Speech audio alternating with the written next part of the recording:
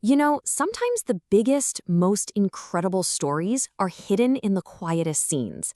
We're going to uncover a world-changing moment that's tucked away inside this one simple picture.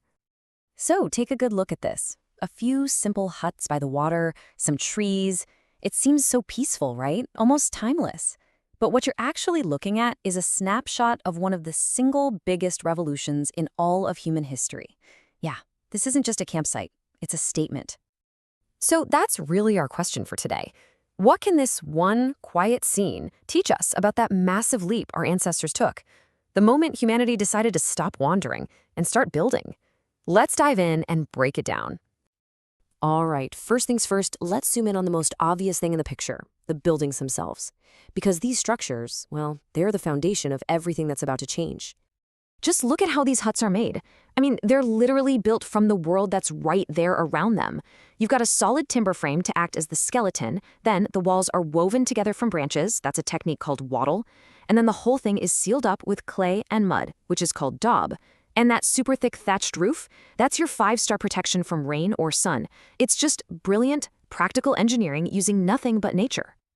So what we're looking at here isn't just some temporary lean-to you'd throw up for a night. A shelter like this is a permanent, defensible structure. Building it takes a ton of time and effort. It is a major commitment. It's basically saying, we are not leaving. This spot right here, this is home. And that idea is a radical, complete departure from a life spent constantly on the move. And that's really the key takeaway for this part. You have to see that these simple buildings are so much more than just houses. They're a declaration of permanence. They are a flag planted firmly in the ground, marking a fundamental plot twist in the human story.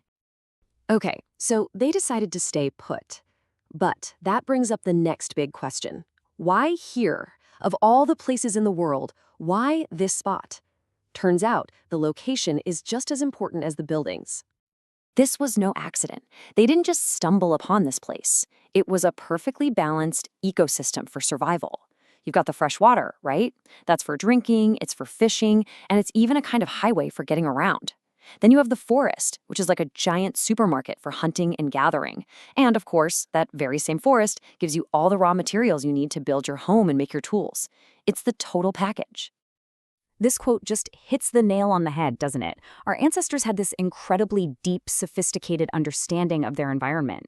They knew exactly where to find that sweet spot, that perfect intersection of everything they needed, not just to survive, but to actually start thriving.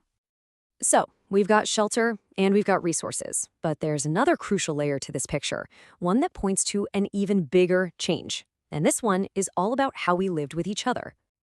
Look closely again at the scene. We don't just see one lonely hut, we see 3. And that is a huge deal. A single hut, well, that could just be one family fending for itself. But multiple huts all clustered together like this, that's not a campsite anymore. That's the beginning of a village. That's the start of a community. In this transformation from one way of life to another, it is just stark. You go from a nomadic life of constant movement in small family units, where every single day is about survival, to a settled life, one that brings permanence, a real sense of place, and cooperation within a whole community.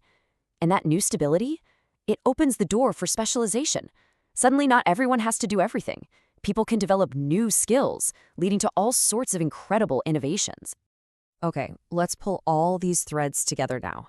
Because what we've been looking at this whole time isn't just some quaint historical scene. It's a genuine turning point. It's the dawn of a whole new way of being human. Seriously, think about that for a second. The decision to stop and build a settlement was way more than just a change in lifestyle. It fundamentally rewired our species. It changed the very software of what it meant to be human.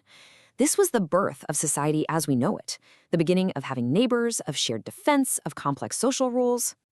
And what's amazing is you can draw a direct, unbroken line from that little cluster of huts to the world you and I live in right now. Around 10,000 BCE, little settlements just like this one start popping up. Fast forward to about 4,000 BCE, and they've evolved into the first real cities. And today? Well, the legacy of that decision is that more than half of all people on Earth live in massive urban centers. It all started right here. So, as we look back one last time at this peaceful scene, it leaves us with a really powerful question to think about. From this one small revolutionary settlement, our entire urban world was born. And it just makes you wonder, As we built our incredible modern civilizations, what amazing things have we gained? And what essential parts of this simpler, more connected way of life might we have lost along the way?